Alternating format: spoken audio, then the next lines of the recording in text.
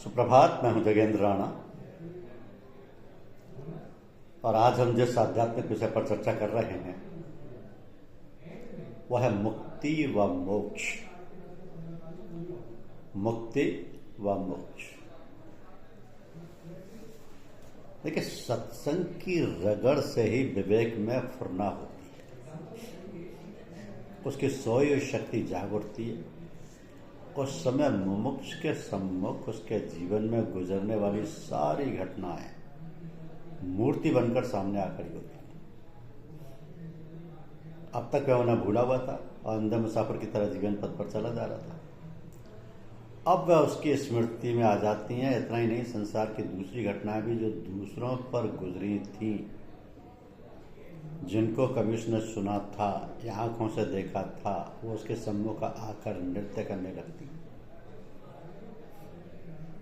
ये सब उसे सबक देती हैं। संसार की असारता, सगे संबंधियों का अपने स्वार्थ के लिए प्रेम, धन वैभव की गति, जीवन मृत्यु की पहेली इत्यादि सब साक्षात उसके सम्मुख आकर उपदेश देने लगती है। इसका परिणाम ये होता है कि उसको एक प्रकार की उदासीनता आ जाती है। उसे किसी का मोह नहीं रहता, राग उसके मन से हट जाता है।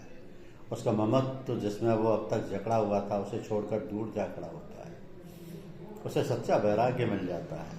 इसी को उपरति कहते हैं। तो ये साधन व अभ्यास से नहीं, गुरु के सत्संग के द्वारा प्राप्त होती है।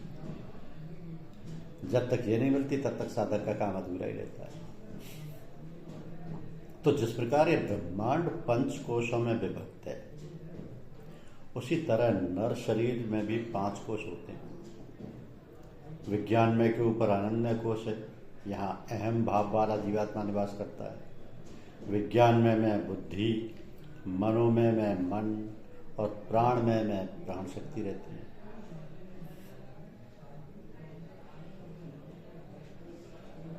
जो अन्नमय शरीर को चलाती है।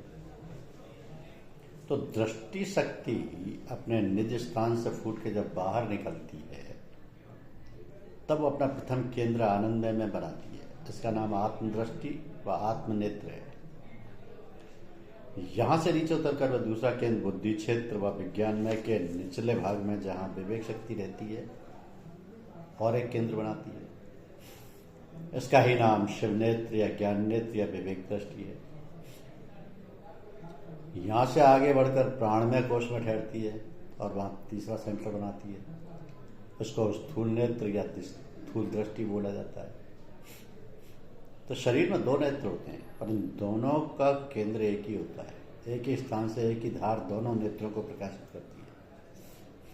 यदि एक नेत्र जाता रहे तो देखने की सारी शक्ति दूसरे नेत्र में चली जाती है। तो दोनों नेत्रों के बिगड़ जाने अथवा अंधे हो जाने पर वह शक्ति आंखों से हटकर कानों की ओर चली जाती है और अंधे को शरीर के व्यवहार के समय सहायता देती है। तो स्थूल दृष्टि से स्थूल पदार्थों का ज्ञान होता है। सूक्ष्म तत्व व सूक्ष्म भुवन उसे दिखाई नहीं देते। उस कारण में हमारे यहाँ दोनों नेत्र बेकार रहते हैं। शम और दम के साधन से सिद्धि प्राप्त करने के पश्चात गुरु शिष्य का विज्ञान में कोश वाला तीसरा नेत्र, जिसको शिव नेत्र व ज्ञान नेत्र बोला जाता है, खोलता है। वह स्वयं नहीं खोलता। गुरु के सत्संग में बैठकर जब परमार्थ के वचन सुनता है, उससे शक्ति खींचकर अपने विवेक को ठोकर लगाता है, तब इस नेत्र में कुछ हरकत होती है। ये कुछ चलने लगता है। उस समय विवेक शक्ति जो अब तक सुषुप्त अवस्था में पड़ी थी, जागृत होकर बाहर आने को उत्सुक उठती है। इसके निकलते समय इस नेत्र को ठोकर लगती है और वो खुल जाता है। तो प्रारंभिक अवस्था में कभी खुलता और कभी बंद होता है। पीछे इसी प्रकार यदि गुरु की कृपा उस पर होती रहे तो पूर्ण रीति से खुल जाता है और जीवन पर्यंत बंद नहीं होता। तो इसके खुलने पर साधक को दिव्य दृष्टि मिलती है और इसी दृष्टि के द्वारा वह अपना व संसार का यथार्थ व पूर्ण ज्ञान प्राप्त कर दितंबरा बुद्धि प्राप्त करता है। इसके खुलने पर धर्म का गहन रहस्य समझ में आता है। पर वैराग्य और पूर्ण उपलब्धि होकर वह आत्म क्षेत्र यानी आनंदमय कोश की ओर बढ़ जाता है और वहां का आनंद लूटता है।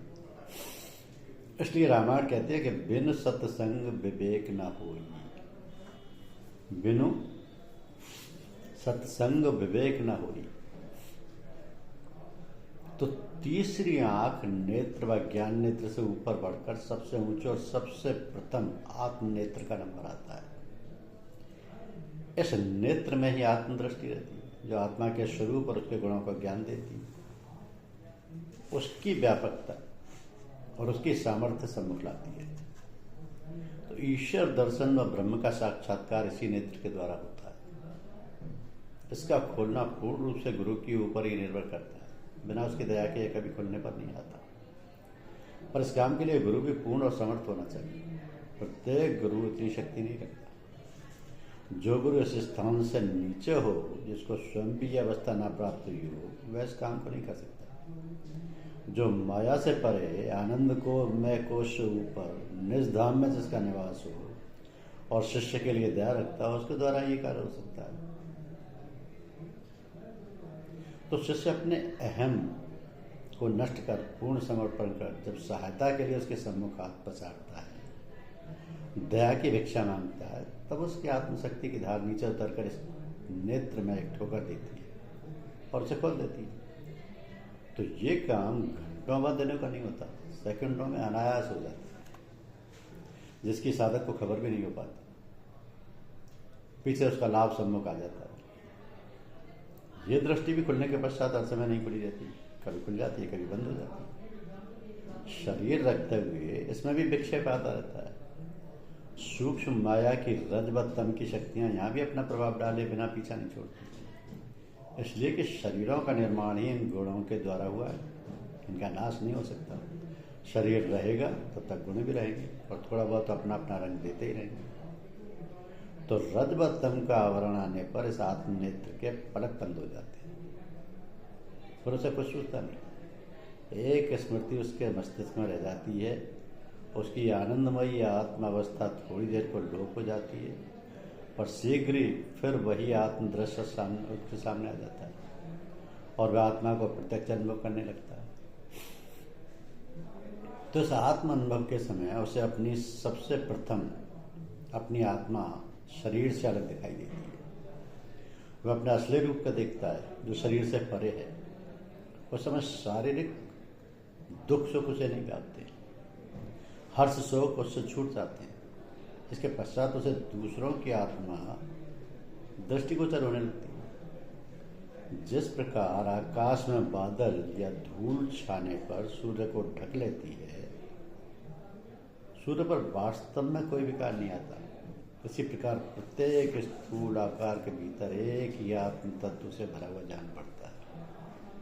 सर्वत्र आत्मा ही आत्मा है। जल के बुदबुदे और तरंगे जल ही रहते हैं। जल के बुदबुदे और तरंगे जल ही होते हैं। स्वर्ण के बने हुए अनेक प्रकार के आभूषण स्वर्ण ही होते हैं। इसी को आत्मनिष्ठा बोला जाता है। तो जिस प्रकार ये पिंड एक शरीर है, उसी प्रकार ये ब्रह्मांड भी शरीर है। वो बड़ा पिंड छोटा है। पिंड में पिंडी आनंदमय कोश है, ब्रह्मांड में ब्रह्मांडी आनंदमय कोश है। तो इस ब्रह्मांडीय आनंदमय कोश में जब आत्मा उतर के अहम भाव लाती है, नाम और रूप की उपाधि में बनती है, तो उसे ब्रह्मा व ईश्वर बोला जाता है। और जब पिंडी आनंदमय में आकर फंस जाती है तो उसे जीवात्मा कहा जाता है। आत्मदृष्टि मिलने पर प्रथम पिंडी आत्मा का दर्शन होता है, उसके पश्चात ब्रह्मांडीय आत्मा का साक्षात्कार होता है। तो इसी अवस्था का नाम ब्रह्मनिष्ठा है, जो बिरलों के भाग्य की चीज है।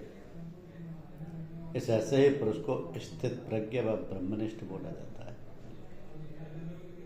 अब लोक परलोक की वासनाएं ही बंधन है। इच्छाओं को त्याग के उनसे दूर जा खड़ा होना ही मुक्ति व मोक्ष है। संसार द्वंद्व से बना है। माया की दुधारू तलवार जीव के सिर पर हर समय लटकी रहती है। जीव इच्छा की पूर्ति होने पर कभी सुख के उपवन में घूमने लगता है और कभी निराशा मिलने पर क्लेश व दुख का अनुभव करने लगता है। तो अपने सुख की लालसा में भ्रम से कई संसारी आत्माओं को वह अपना समझने लगता है, उनके शरीरों से संबंध जोड़ लेता है और किन्हीं आत्माओं को अपना वैरी समझ उनसे घृणा करने लगता है। तो उस प्रकार अपने मन में वो राग द्वेष की अग्नि जलाने लगता है। इस तरह के सारे काम जिनमें हर्ष, शोक, राग, द्वेष, अपना, पराया इत्यादि भावों का उदय हृदय में हो, द्वंद्व कहलाता है। तो द्वंद्व ही माया है। आत्मदृष्टि मिलने पर कोई इच्छा नहीं रहती। अपना पराया सुख दुख से कोई सरोकारी नहीं रहता।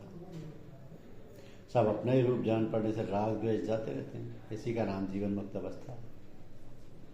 तो ऐसा इच्छाओं से रहित हुआ ब्रह्मनिष्ठ जीवन मुक्त पुरुष एकदम चिल्लाने लगता है, स्वागतम केन व नीतम कुत्र लीनमिदं जगत अधुनैव माया दृष्टम नास्ति किम महद्भुवत् किम हेयम किम पौदेयम किन्मयम की विलक्षणम।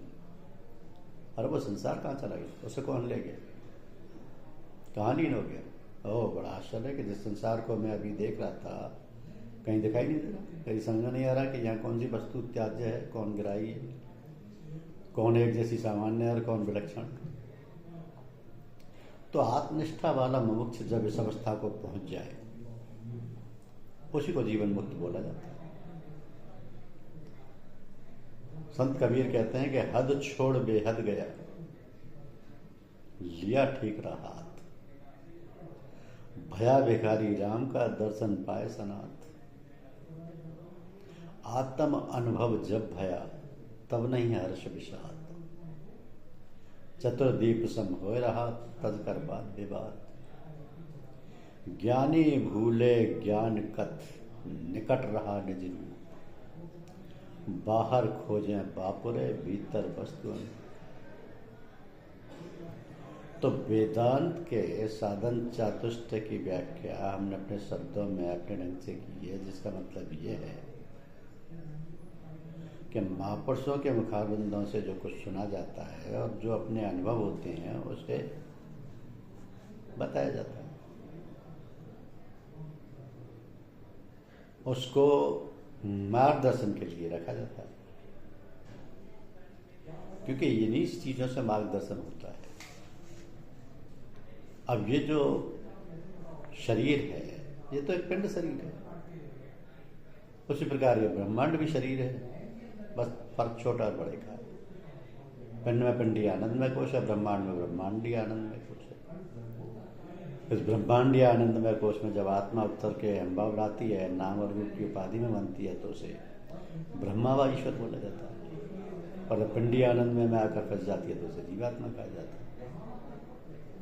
तो आत्मदृष्टि मिलने पर प्रथम पिंडी यानी आत्मा का दर्शन होता है, उसके पश्चात ब्रह्मांडीय आत्मा का साक्षात्कार होता है।